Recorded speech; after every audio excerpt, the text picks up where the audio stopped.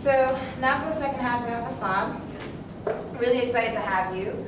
I'm just going to briefly go over your profile really quickly. Many of you already know it, but just being brief. He's a venture partner looking for the next best thing in the MENA region for 500 startups. 500 Startups is one of the most active accelerators in Silicon Valley, as many of you know if you've heard of Y Combinator and other accelerators in the region. And Hasan is also the Chief Executive Officer at Tenmou, the first business angels organization in Bahrain. Incorporated in May 2011, the objective is to invest in and support high-potential startup entrepreneurs in the area.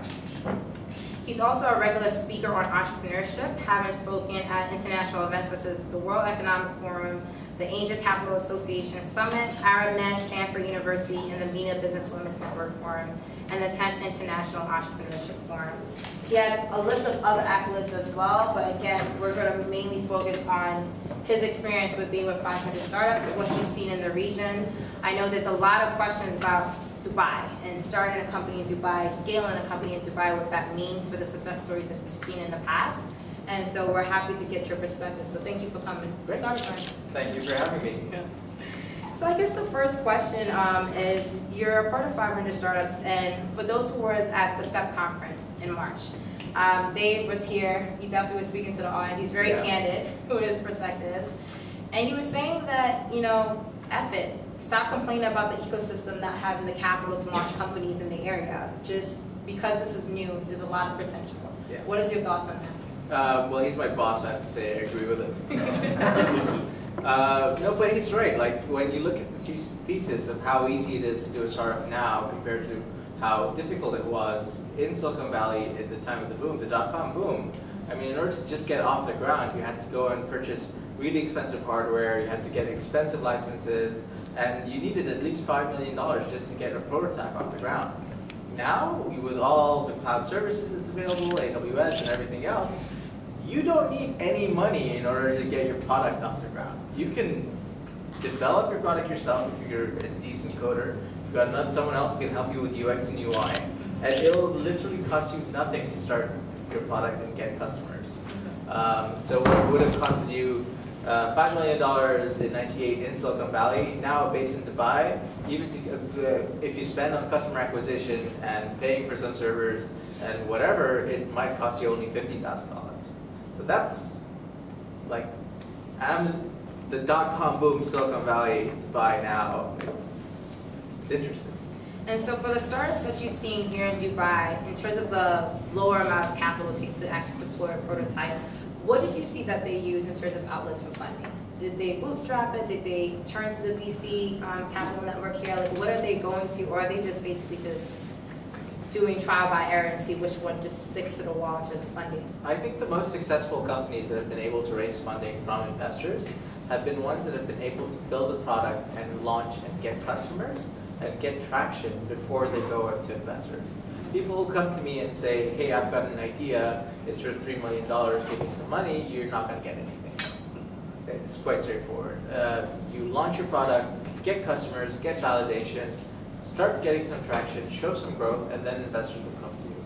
So if you go and try and raise, oh, it'll cost us $1 million, we're going to hire people and do this and do that just to get a product off the ground, you're probably not going to get funded.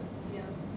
I think I just wanted to get, I guess, really judgmental of the Dubai ecosystem really quickly. Yeah. There's a lot of talk about a lot of the startups in Dubai are just copying what they see in Silicon Valley. Like, I'm just going to make the Tinder for the Middle East. I'm going to make the Mercat for the Middle East. I'm going to make the Uber for the Middle East. Because they don't know this area, so we need one here. Yeah. What is your perspective in terms of, like, what's the innovation behind the companies coming out of here? Can we create something that's truly unique, truly disruptive, that's just not an Arab version of what's happening abroad? Yes, innovation and talent is global. I mean, you can find talent everywhere, and Dubai is no exception, and talent seems to flock here. It's a nice place to be, it's very metropolitan and cosmopolitan, so people from all around the world come here, and now they're starting to do their own startups. What I've seen come out of here, like just in the past 2 weeks, actually today and a week or two ago, the winners at the MIT Arab Business Plan competition were actually Colorbug, which is a UAE-based augmented reality app. Which Pixelbug. Pixel. but they're Pixel Bug. But Color Bug is the app that they've got. Sorry, so Pixel Bug / Color Bug. So they want to buy based augmented reality. It has nothing to do with just being a MENA clone, something else. Yeah. Just now, the company that won the GCC pitch competition, which I was judging, they won. Yeah, it's been a long day. The startup that won was Bridge, which is mobile payments for smartphones which are not connected to the internet, which is a pretty interesting concept. And it's a global concept. It's not something that's just a copy of something else. That being said, there's nothing wrong with being the MENA version of something. As long as you can actually go and acquire customers, as long as you have some differentiating factors.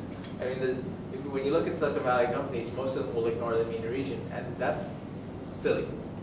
Yeah. The MENA region is 450 million people sharing the same language. 11 countries which have close geographic proximity, similar cultures. It's an amazing area that is really untapped. And Silicon Valley guys, the US is enough for them. And if they want to expand, they'll go to Europe or Asia. But they will, like, the Middle East will be the last place that they will expand to. So why not try and do something here? And with a big enough market, I mean, the market here is as big as the US. So why not start something that's focused on the MENA region? Very good point. And guys, if you have questions, please tweet the account, and as it comes up at the latter half, I'll bring them up during Q&A. And I guess, just give us a story of a profile of a successful startup that you've seen here that these individuals in here can relate to. Like, what has been like a good story that came out of here that you didn't expect to find?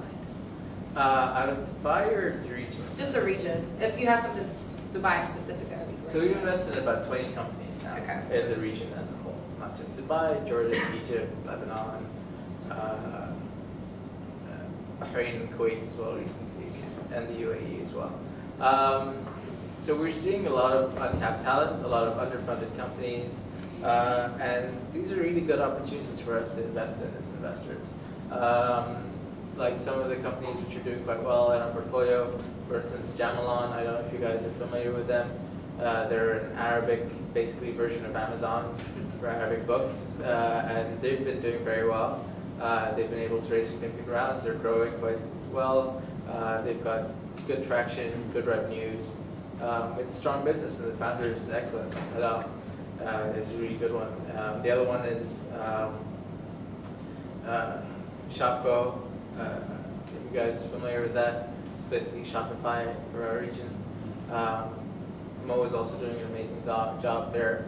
And we've got a bunch of startups. I could name drop all of them, but we like them. That's why we gave them money, so that's what we're finding interesting. But what did they do to get you to be on board? Like, how did they present this? What was the pitch? What was the strategy? What was the whole evaluation process? It's basically based on traction.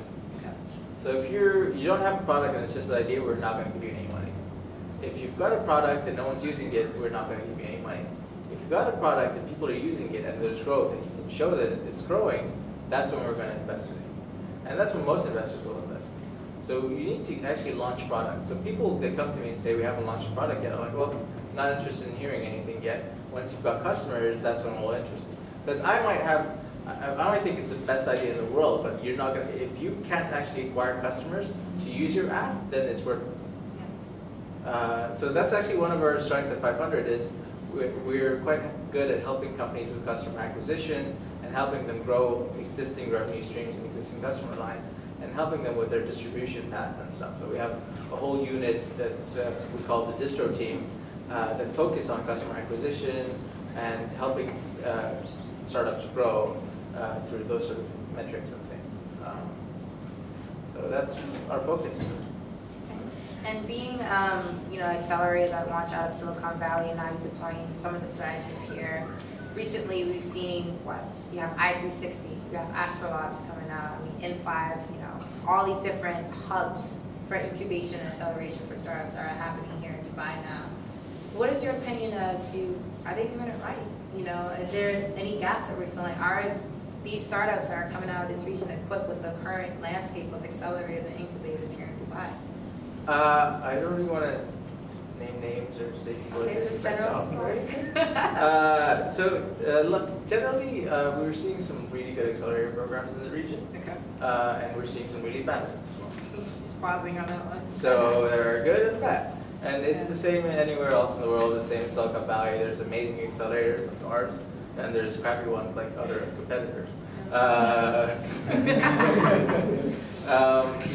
So it's really, there is a mix. It's up to you to get into a good one, and it's up to you to find out which one's a good one by asking people that have gone through those programs first, asking people in previous batches, have they been able to raise funding from investors after the program?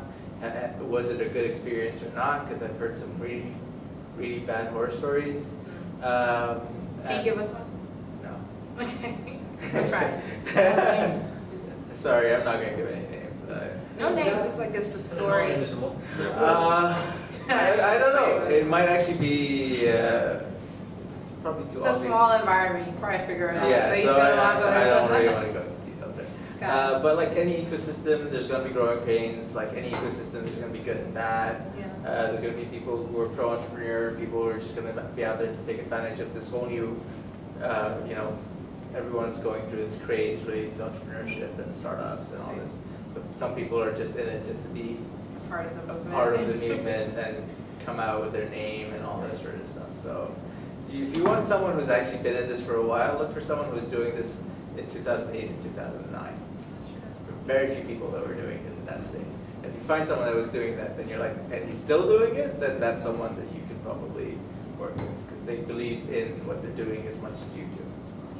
And that's a good point that you said, to actually reach out to the entrepreneurs who actually are going through these programs, because a lot of times we want the brand name of saying we're associated with this accelerator, or the brand name to say that we're a part of this incubation, whether it's a good 3-month gap to be a part of it or not. And so in terms of reaching out to these entrepreneurs, what other ways do you think that we should be reaching out to in terms of like entrepreneurs in the area, through events, through other ecosystems that are happening here?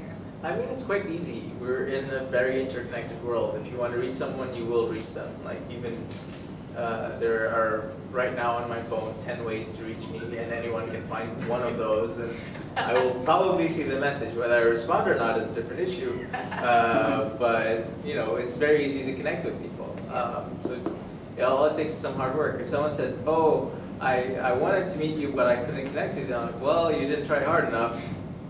Just tweeted me on Twitter, you could have followed me on something, you could have added me on LinkedIn, you could have just found my email on our website and sent me an email." So, you give them ideas. Watch, you're going to get a boatload. It's alright, I've already got a backlog. You'll just add to it. It's fine. Alright.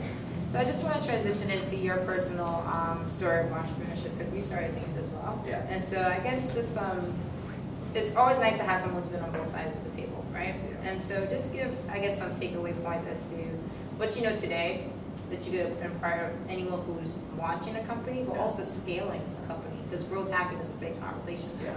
Well, I'm an idiot, basically. That's what I know now. I had no idea what I was doing when I was in my startup. So basically, find a mentor, a good one, and listen to them. Don't think you know everything, because you really don't. You probably know nothing. As a startup. So seriously, mentorship is probably getting someone who can really advise you and help you is one of the best things that you can do as a startup. But how do you find the right mentor? Because a lot of people could give advice, but it doesn't mean they're the right people to talk to. Someone who's done it before. Okay. Whether they've succeeded or failed, if they've done it before, they have advice. Okay. If I failed, so I know what I did wrong, so I can actually talk about my failure story. But some people have failed and still call it a success, and those people you can't learn from. It's just talk to people you're comfortable with, find someone that you're happy with, find someone who gives you some time and has had some experiences hands-on with the stuff that you're doing, and that's probably going to be your best mentor. And if you can get them to give you some money and align the interests in that way, then that'll be pretty good as well. Get them as an angel. So my best advice is pretty much, you don't know anything, learn as much as you possibly can. Yeah. And just in terms of like when you launch your own company, your funding outlets is probably different than what it is today. Yeah. There's a lot more options now. Well, yeah. In the region, there's been crowd equity platforms like Eureka coming out. A lot of crowdfunding campaigns are launching. Do you have any ideas as to the best way to leverage those opportunities? Because the platforms are there, but how to utilize them is still a strategy. Some people just deploy tomorrow an Indiegogo campaign and hope that will reach, the milestone that they reach and not prepare for it. So any advice on those type of platforms and what is around? It's not really my area of expertise, okay. But there's a lot of resources on the internet there from people that have done this successfully. Okay. So pretty much just go on YouTube and find out from the people who've been able to raise hundreds of thousands of dollars for, potato salad, and how they managed to do that. There's been amazing hacks related to that. Whether the regional sort of ecosystem for crowdfunding and equity crowdfunding is there or not, it's still difficult, I think, to raise money online. It's difficult to raise money offline, so I don't know how the guys sort of try to raise it online. I know one of the startups that was on Eureka was on it for the longest time. I was getting update emails all the time. I'm not going to invest in you. It's just not going to happen. And so it's difficult. What you probably need to do to take advantage of those things is probably have other investors ready. And investors are pretty much like sheep. Where one goes, the others will follow. So if you can get one or two other investors to come in and give you some money, then the rest of them will probably be like, oh, if he's investing, oh, you're raising $500,000, you've already got 300. Well, I better make an investment because it makes sense. Actually, if they make it think it's good, then it's probably good. And that's pretty much it. You need to get your anchors, and then you'll be able to raise money from there. Just a reminder, guys, just tweet the account so I could get your questions in the next 15 minutes. Okay. And so I guess another question we wanted to ask about, just like recently people have been talking about this in terms of the psychology of the entrepreneur, and not in terms of like that resilience, go-getter, naive person that believed they could conquer the world with the idea, but actually the strain and the resistance it requires to actually launch a company from start to finish. And what, I guess, mental, advice do you have for individuals to really understand what journey they're about to embark on ahead of time? Because a lot of them, while they're going through that 6-month stretch, that's where a lot happens in terms of the transitional phase. You pretty much got to be crazy to be an entrepreneur. I think that's a requirement. If you're not a little crazy, you wouldn't do this. And if you're not a lot crazy, you wouldn't quit a high-paying job and try to do this. So there's got to be an element of madness towards being an entrepreneur, which is actually a good thing. So I think what you really need to prepare yourself for is that nothing will go as planned. Everything is going to screw up, and nothing's going to take as long as you want it to. It'll take much longer. You're going to run out of money faster than you thought you were going to. Everything is going to go wrong. He's excited. I think that's pretty much the best advice I can give you. So stand-up advice. just get ready for like the worst and best times of your life. Because in line with all these downs, you're going to have amazing highs when you sign your first customer, when you can make payroll from your income, when you raise your first investment from outside investors. Like, all of those things are massive highs. So you're going to have massive lows, but you're going to have massive highs. And if within a year you don't get any of those massive highs, then you should probably give up. Or not, it depends. But how do you, but just to follow up to that, no, but can we follow up to that? Like, after a year, if you don't see it moving up or down, like it's kind of like just throwing the white hat. But there's been companies like, for example, Airbnb that took years before they became a massive story, or Twitter took years before they became an explosive story. So how do you really know whether this is going in the right direction? You just have to keep up the fight versus actually really let it go, because we hear so many stories on both ends. The fast scale up and then the slow one as well. No, I mean, the thing is, if you see growth, if you see potential, if you see things are going upwards, then yeah, continue. But if you see things that just sort of flatline, then there's no growth, there's nothing happening from week to week, from month to month, no matter how much effort you put into it, things are not going anywhere, it's going to be difficult to continue. And it depends on your own resilience and on your own madness, whether you continue or not, and how long you continue for. But yeah, you're right. It might work all of a sudden after about 2 years of really killing yourself on it. But even within those years, you'll see some signs of, you'll need these positive pickups. If you don't have positive signals with any time within that period of time, then you're kind of pretty much done, I guess. Positive signals can be anything from continued growth in customers, customers loving you and what you're doing, people being passionate about what you're up to, you being able to raise a round of funding, you being able to raise a second round of funding, or a third one. So pretty much anything related to making money is always a good signal. Can't do that, it's tough. And so I think another question that I've seen a lot of entrepreneurs in that area is access to the role of influencers. I mean, you talked about mentors and advisors, but influencers in terms of launching a company. Sometimes it's really all about the people, not even just the companies that you're working with, just the partners. If you find the right influencer who has the right gateway to funding, gateway to press, or even gateway to just business development and growth hacking, it pretty much takes your startup from what it is today to overnight success story. And what is your strategy or advice on just finding the right people who are the right networks, and how do you make it mutually beneficial to reach out to them to support your company? So it's basically your first test as a founder. If you've got an idea or a product, you can convince someone else that it's a good idea. That's a pretty good sign. That you could probably raise more funding because you could probably convince investors that they're going to be on board. So I guess convincing someone that you really want to work with, that they really want to work with you, is probably a good test for whether you're going to be able to raise funding from other investors. How you do it, there's loads of different ways. It's crazy the ideas that people come up with. So yes, if you have someone that you really want and you really target, somehow, some way, what you're working on is something that's interesting, they probably will come and join you just by the sheer passion and force of what you're working on. It's tough, it won't be easy, and you probably won't get them first try, but eventually you might. But the team is important. The founding team is important. Who's with you, who's going to be working with you is very important.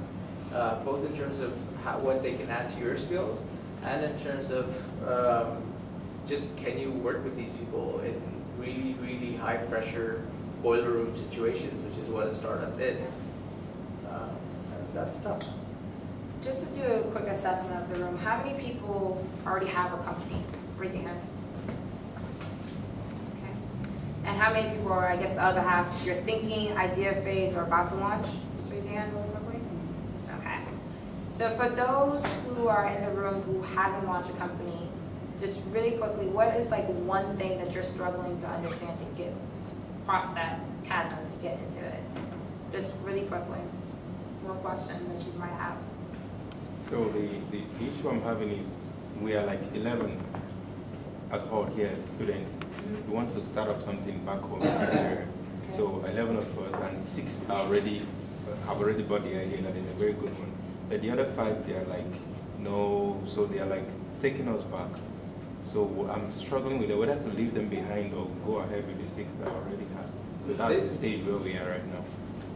Yeah, if they don't believe in the project, then leave them behind. 11's already a lot. Yeah, 11's a big team anyway. How are you going to pay everyone? Usually the best founder side like teams won't be more than 5 people. Yeah. Anything more than that's really difficult to manage, and you don't want to spend your time managing people when you're trying to get your product out the door and trying to sign customers. That's a whole different job. So yeah, if you've got a core team of 5, then I think get rid of everyone else.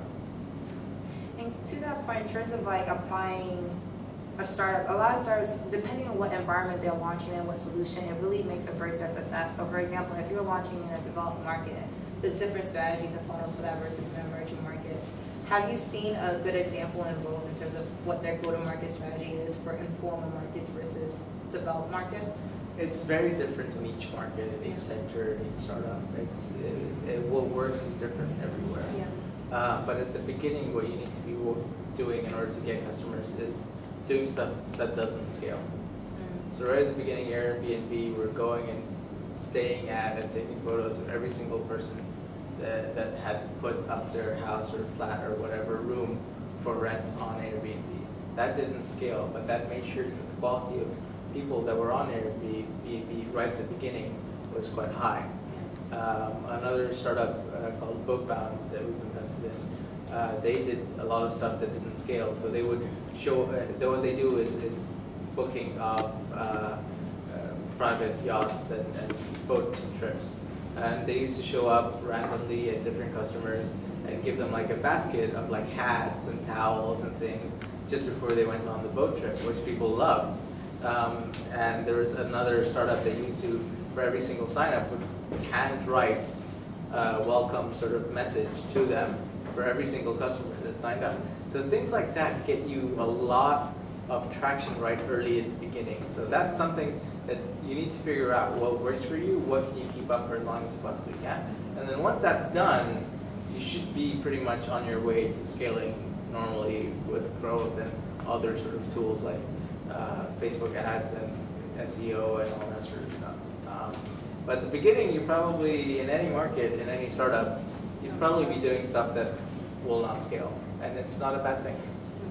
And just to follow up to that, in terms of this conversation about growth hacking, there's a lot of really cool, innovative ways that other companies have done in the past. We already know the story about Meerkat and how they hacked Twitter, and now like they're one of the biggest live streaming companies now. Or Airbnb, how they hacked Craigslist. It's basically, I'm sure you probably know the story about how they went about. Have you heard of any cool growth hacking strategies that you've never thought of that you could deploy here as an idea for the people in the audience? Or do you even agree with some of the growth hacking strategies that you've seen in the past? So we actually have growth hackers in residence at Stanford Startups. And their entire role, like every person who goes to the accelerator program has a point of contact which helps them run the business and fundraising and things like that, but also has a second point of contact that's purely there to help them on distribution, growth hacking, and customer acquisition. And these are people that have helped scale startups like Hulu, like a bunch of other things. So these are people that have hands-on experience in getting millions and millions of customers. They're probably better off responding to this question than I am. I'm more on the fundraising and investing side. It's their real bread and butter. But regionally, what I've seen, which is interesting, is Instagram is crazy. So in markets like Saudi and Kuwait, Instagram is probably a bigger e-commerce sort of company than any other e-commerce company there, which has been nice to see us using apps based out of Silicon Valley, not for their original uses in any way, shape, or form. So it depends. You have to, in each market it'll be different. In each market you'll have to see and find out who your target demographic is, what's the best way to contact them, what's the best way to be in touch with them, and what's the best way to get them to give you some money. For the entrepreneurs who currently have a company, one quick question and we'll open it up to the audience. And please keep your questions short and quick, to the point. I do have a question. Can growth hackers save a startup? What do you mean by that? Why save the startup? Like really kind of make it work or not work? Like, well, yeah. I mean, seriously, customer acquisition is the #1 thing that investors look at. So if you're able to actually gain customers, then that's a pretty good sign. So if a growth hacker can come in and an app which had no customers can show growth, can show revenue, can show an increase in users and monthly average users and all this sort of stuff, retention and reduced churn and all that sort of things, then yes, they can pretty much make or break a startup. So marketing, using online marketing tools is probably the best thing that you can possibly do in order to get people to use your app or product or buy things from you. If you don't utilize those well, then you're probably not going to be able to survive. You have a quick question? Yeah, understanding the region across dual language like Arabic, because everyone is educated, so do you think Arabic is still essential in terms of targeting other locals or Saudis? Yes. Definitely. Oh, sure. Sorry. No, that's so fine. expanding on that, actually, yes, Arabic is a very important language for the region. A lot of the regional sort of e-commerce businesses, a lot of the regional sort of startups suffer because they don't have Arabic. And you're here in Dubai, you think you're part of the GCC, but you're not. It's But that's why I'm asking, because like when you do like the market studies and everything over here, they go and say, no, we prefer English.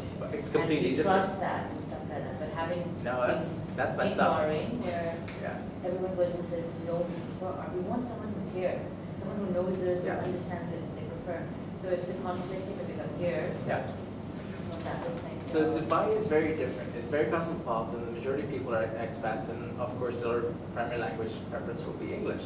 But Saudi is predominantly actual Arabic-speaking natives from Saudi Arabia that probably don't even speak English, some of them. Kuwait, they prefer Arabic to English. In Bahrain, it's kind of middle ground, but still, if you've got Arabic, you'll target a bigger segment of the local population.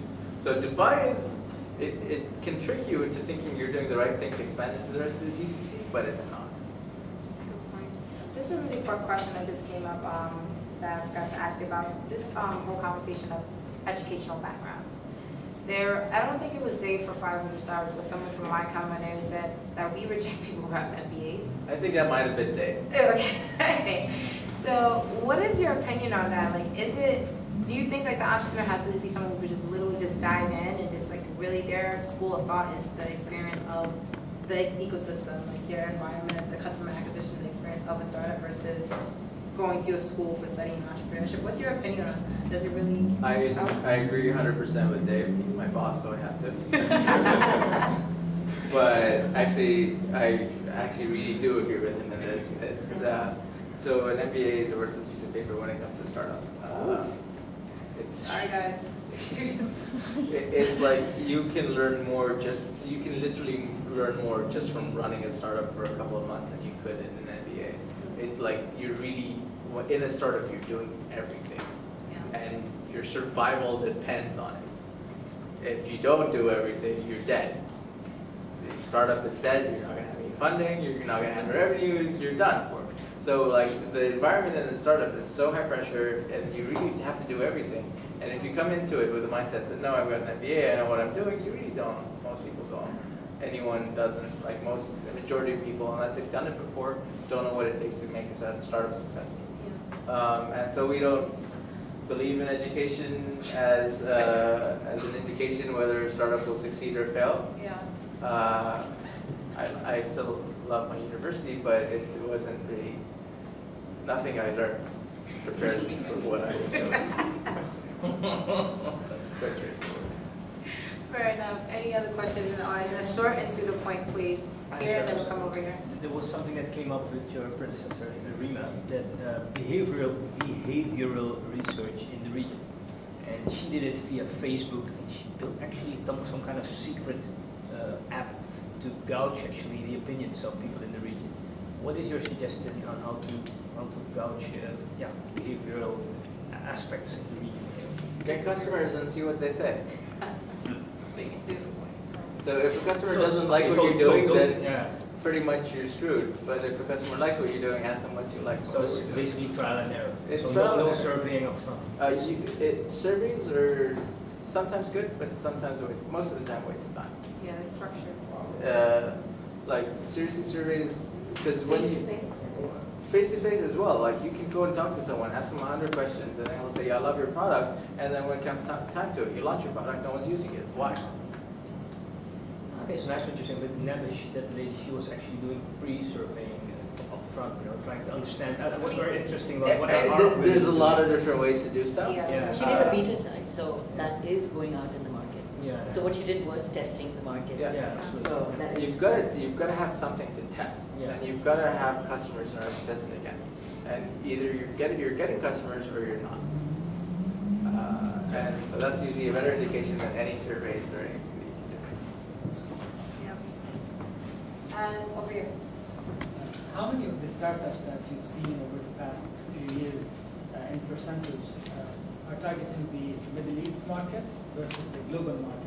And out of the 20 that you've invested in, what's the breakage? Most of the investments we've made are targeted to the MENA region. I believe in the MENA region as a market. I think that setting a startup and focusing on the MENA region is not a mistake. It actually is a big enough market for you to be able to grow to $100 million or $200 million in value, and maybe even $1 billion. I.e. Souk.com, $1 billion, Alawat.com acquired for $170 million, McTube, $100 and something million. So yeah, it's a big enough market. Why would you need to do something global if you have your backyard, you understand this market, you understand the language and the culture, do something here. So the majority of the investments that we've made are actually MENA focused, and the market is the MENA region. It's much harder to raise funding for those startups in Silicon Valley because investors there don't understand this region. But it's much easier to raise for the startups for investors in the region because they understand the region. So it's an interesting thing. And to that point also, what industries do you see that's really coming out for the startups in this region? I mean, you see a lot of e-commerce. You have Carpool, Arabia, the transportation networks. I mean, a lot of e-commerce hubs are coming out of this region. Is this something different that you're seeing besides social media, e-commerce, and transportation? So the things that we're interested in the region are e-commerce. Okay. It's straightforward. You're gonna make money or you're not. People are gonna buy stuff or they're not. So e-commerce is a nice one. The other play that we have is on the Arab language content. So video and content plays are interesting. Those rely quite heavily on advertising revenue, so we want to see that you're able to actually close on some of those revenues, because cracking the advertising budgets for online businesses is difficult too.